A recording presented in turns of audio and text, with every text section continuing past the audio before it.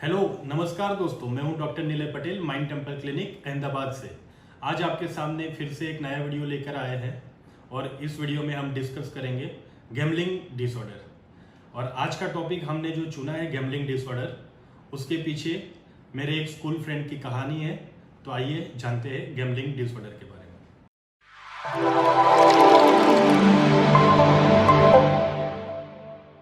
आज की बात है मेरे एक दोस्त की, मेरे एक स्कूल फ्रेंड की, जो हमने वीडियोस रखे थे। अपना जो लास्ट वीडियो था स्ट्रेस डिसऑर्डर पे, मतलब स्ट्रेस के रिगार्डिंग, उसको उसने देखा होगा और बहुत साल बाद उसका फ़ोन आया मेरे पे।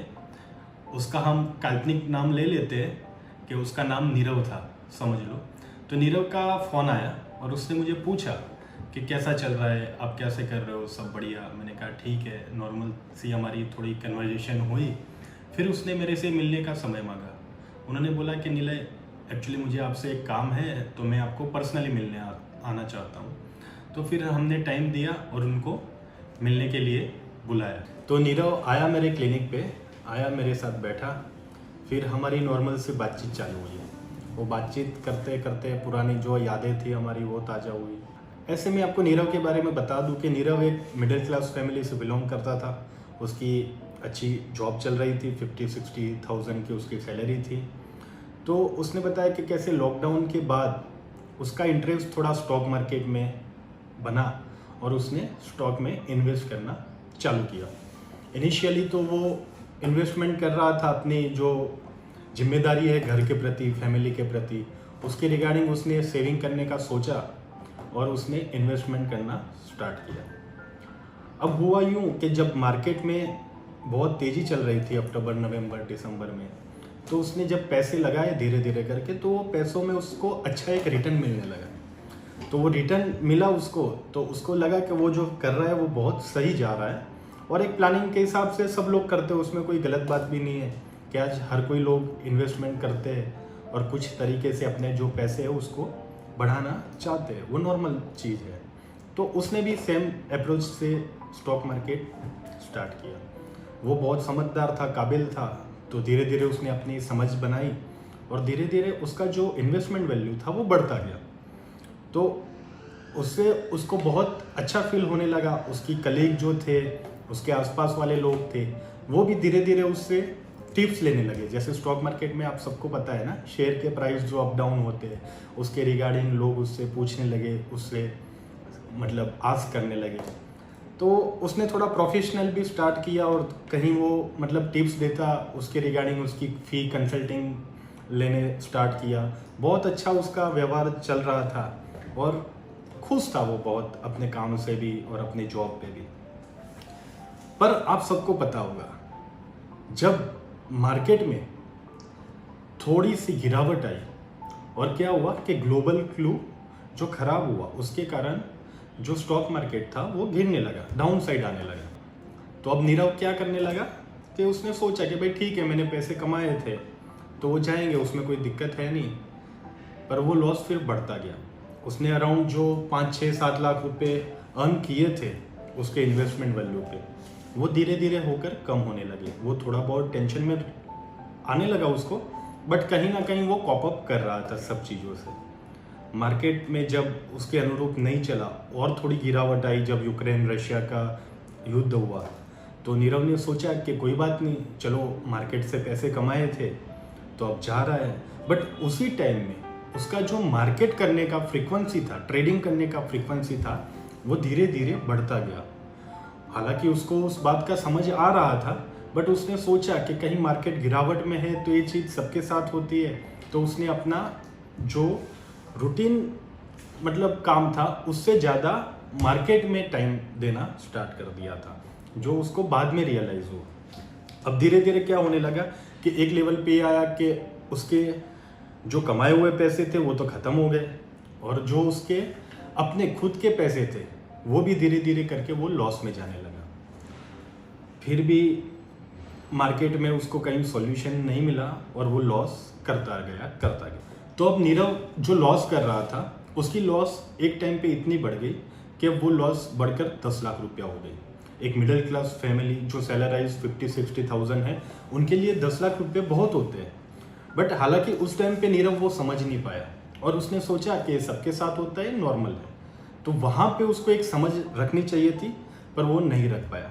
उस टाइम पे क्या हुआ कि उसने मुझे बताया कि कैसे उसने और आगे उस चीज़ को बढ़ाया। उसके और एक दोस्त के थ्रू उसको जानने मिला कि जो MCX है, कमोडिटी है, वो उस टाइम पे अच्छा रिटर्न दे रही है। तो जब क्रूड का प्राइस बढ़ने लगा और वो बढ़कर $100 तक पहुंचा, तो उस टाइम का हाई प्राइस सोचकर उसने वहाँ पे क्रूड को शॉर्ट सेलिंग किया। तो शॉर्ट सेलिंग करने के बाद क्या हुआ कि क्रूड और ऊपर गया, क्योंकि कॉन्फ्लिक्ट तो चल रहा था यूक्रेन रशिया का, ग्लोबल क्लू खराब थे, तो हर जगह से क्रूड का प्राइस एकदम से बढ़ गया और उसी दिन उसको 7 से 8 लाख रुपए का और नुकसान हो गया। तो समझो जिस मिडिल क्लास आदमी के लिए 50-60,000 की सैलरी महत्व की थी, उस आदमी ने एक ही रात में 8 लाख 9 लाख रुपयों का लॉस कर लिया, जो कि उसके लिए बहुत बड़ा एक ब्रेकडाउन था। फिर भी वो वहां पे रुका नहीं।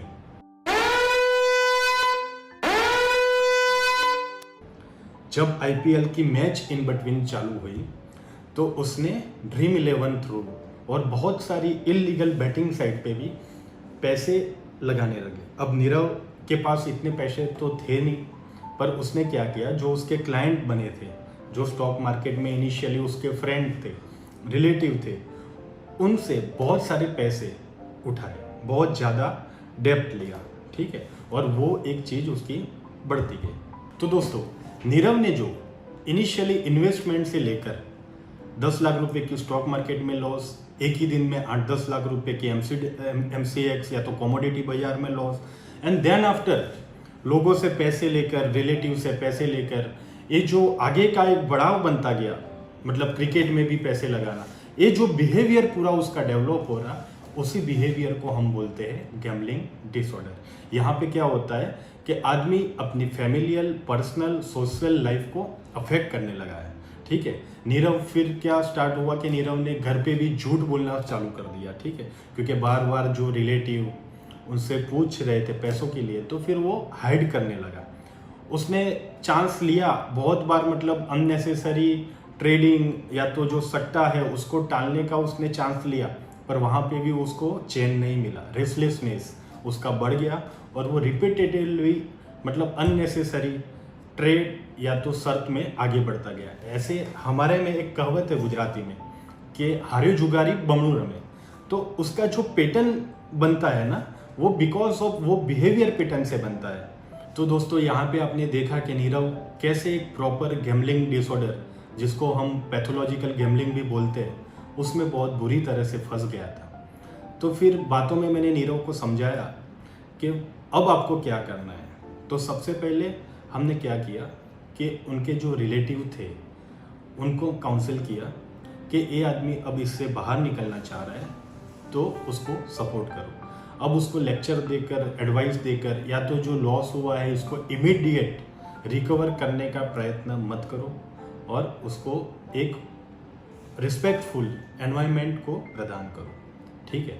उसके बाद उसका थोड़ा कॉन्फिडेंस बढ़ने लगा, वो सबके साथ मतलब वापस से जुड़ने लगा और धीरे धीरे उसको अपनी सेल्फ जो रिस्पेक्ट थी खोई हुई वो वापस मिलने लगी और उसमें थोड़ी हिम्मत बढ़ने लगी।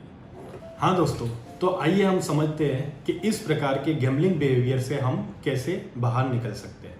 तो इसके लिए पहले तो बहुत सारी काउंसलिंग टेक्निक अवेलेबल है, जैसे कि इनसाइट ओरिएंटेशन थेरापी, दूसरा cognitive behaviour therapy, self help group available होते हैं, मोटिवेशनल एनहांसमेंट थेरापी, जैसी बहुत सारी काउंसलिंग टेक्निक्स है जो पेशेंट को बाहर निकलने में हेल्प करती है।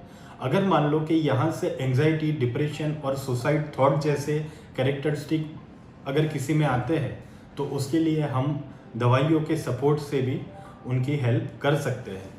तो इस प्रकार से हम उनकी जो लॉसेस और जो आगे बढ़ने वाली बीमारी है डिप्रेशन, एंजाइटी, उनको रोक कर किसी को हेल्पफुल हो सकते हैं। तो आशा करता हूं दोस्तों आपको financial activity and gambling disorder के बीच की अवेयरनेस आई होगी और उसके बीच का अंतर समझा होगा। तो मेरा एक सजेशन है कि ऐसी फाइनेंशियल एक्टिविटी के लिए आप प्रोफेशनल की हेल्प ले कि जिससे हम इंडिविजुअल बायर्स को दूर रख सके और गैम्बलिंग डिसऑर्डर के में ना चले जाए। मेरे दोस्त नीरव की स्टोरी आपके दोस्त के साथ शेयर कीजिए और मेरा चैनल सब्सक्राइब करें। अगले हफ्ते मिलते हैं एक नए इंटरेस्टिंग केस के साथ। Thank you.